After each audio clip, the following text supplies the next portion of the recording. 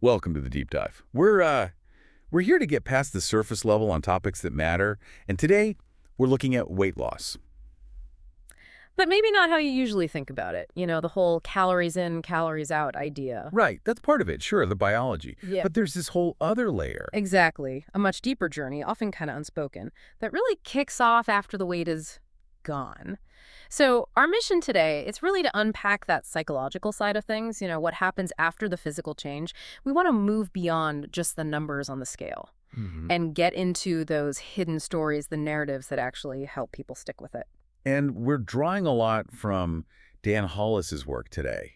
His insights are, well, pretty profound, thinking about his book, Slim by Science, and just reflections on his approach. Yeah, trying to get to the why behind lasting change, really, for you listening. And it kind of orbits around this really powerful quote from Hollis.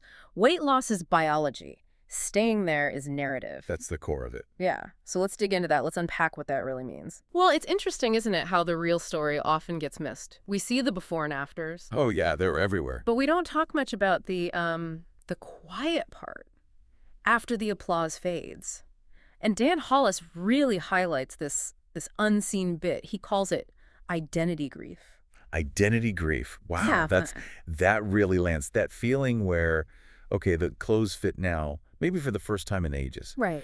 But the story you told yourself about who you are, it doesn't fit anymore. That I had no idea who I was without it. Exactly. You definitely don't see that in the ads or those, quick transformation reels. So what does that actually feel like for someone going through it? Well, it happens in that quiet space. Think about someone who maybe always saw themselves as like the big guy or the funny overweight friend. Maybe food was comfort, maybe a shield. Or even just part of their social life, Yeah, right? absolutely. So when that physical part changes, they're not just lighter, they're suddenly navigating a world where their old ways of coping, even their role in their group, might not work anymore. That's the real challenge, the bit we don't see.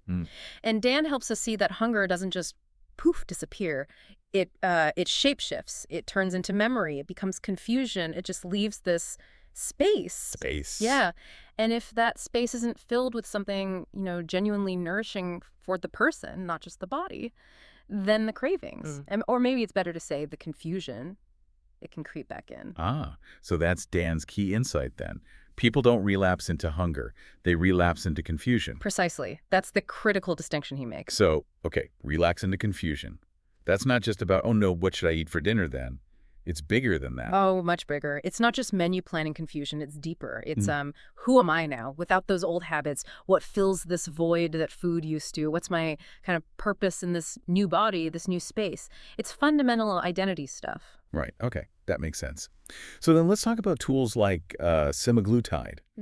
Medications that give people a pause, right? They slow down appetite, reduce the noise of cravings.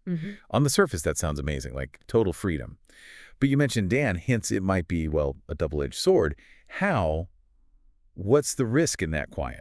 It really can be. Dan's point, as I understand it, is that while the silence is a gift, it can also be tricky.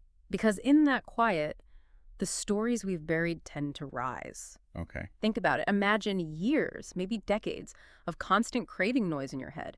Suddenly it's quiet. If you haven't dealt with why you were craving, what feelings you were maybe pushing down with food, that stuff can start bubbling up. And that's why he talks about these medications not as like cheating. Which is a word you hear a lot. Yeah, exactly. But he frames it as adaptation. It's a breather, a reset. He even calls it a sacred window. A sacred window. I like that. It reframes it as an opportunity, doesn't it? A chance to actually design a new system for yourself. But what about someone who's been told forever, it's just willpower. You just need more discipline. How do they wrap their head around this idea that maybe relying only on willpower is, as Dan says, the real cheat? Well, it's about shifting the perspective, I think. Realizing that just gritting your teeth and relying on willpower alone is often setting yourself up for this exhausting battle against your own biology and, deeply learned habits. Right. It's unsustainable for most people. Exactly. So something like semaglutide or any big biological shift, it quiets that biological noise down for a bit. And that quiet finally gives you the headspace to hear and then maybe start to address those deeper stories. Okay. So when Dan says the real cheat is pretending willpower was enough, It's because that focus on willpower distracts from the real work, the fundamental task of rewriting your own narrative. Okay, so willpower isn't the answer to filling that void left by the cravings. Mm-hmm. So the big question is, what does sustain people? What do you build in that space? And this seems to be where Dan's ideas about support, what he calls neurobiological scaffolding, really come into play. Exactly right. What do you do with that space? Dan's pretty clear. You build, you scaffold, you stitch new rituals into old routines. It's active construction. Stitching new rituals into old routines. Yeah, consciously creating something new where the old habit was. And he's really specific about support. He says, support isn't optional, it's neurobiological scaffolding. Neurobiological scaffolding, what does that actually mean? It means our brains are literally wired for connection. Genuine social support, friends, family, groups, therapy, whatever works, it actually helps build and strengthen the neural pathways you need for new habits and identities to stick. So it's not just like emotionally nice to have someone cheer you on. No, it's structural. It literally helps rewire your brain for the change. It's fundamental to how we adapt. Wow. Okay. So not optional. It's a necessity for lasting change. And that connects to his other point, right? That every pound lost means a habit must be replaced, not just removed. Yes, you can't just leave a vacuum. Can you give an example? How would someone stitch a new ritual into an old routine? What does that look like practically? Sure. Okay, say your old routine was mindlessly snacking in front of the TV every night. Yep. Familiar territory for many. Right, so you don't just stop. You replace it. Maybe the new ritual is making a really nice cup of herbal tea instead. Or maybe doing 5 minutes of stretching during the commercial breaks.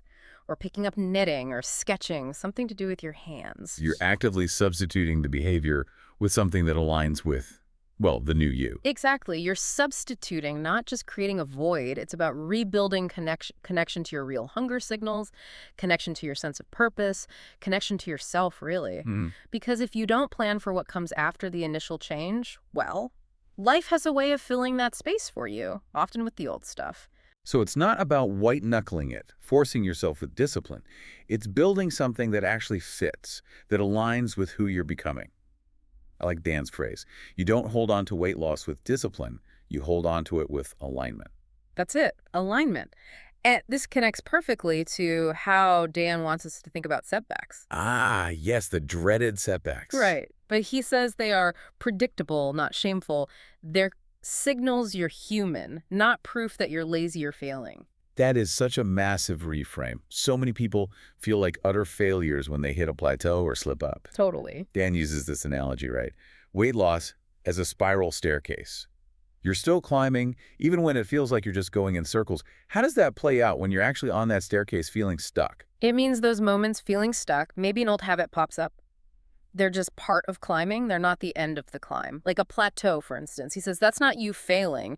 That's often just your body adjusting your metabolism, saying, hey, give me a minute here. Asking for grace, as he puts it. Exactly. Or if cravings come back, it's not weakness returning. It's memory.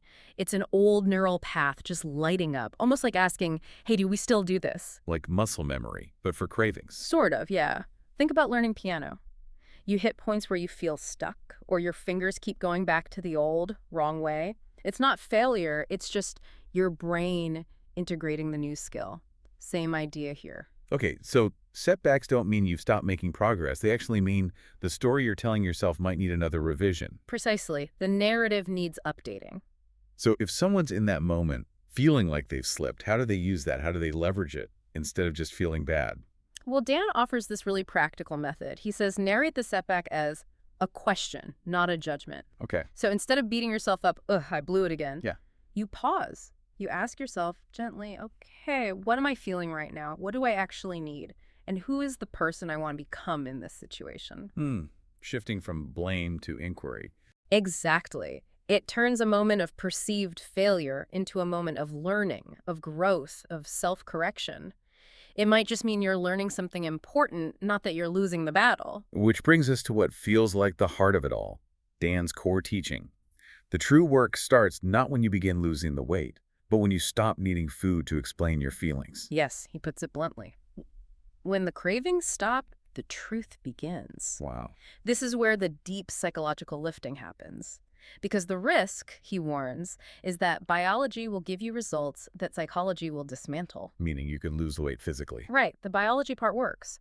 But if you haven't addressed the psychology, the why behind using food for comfort or stress relief or as your main coping tool, then eventually that underlying psychology can just pull you right back to the old patterns. The narrative wasn't updated. So the foundation wasn't rebuilt. Exactly.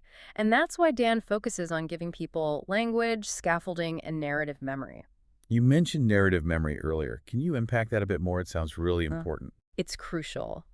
Narrative memory, as Dan talks about it, is basically the story we tell ourselves about our own past, especially around food, weight, our bodies.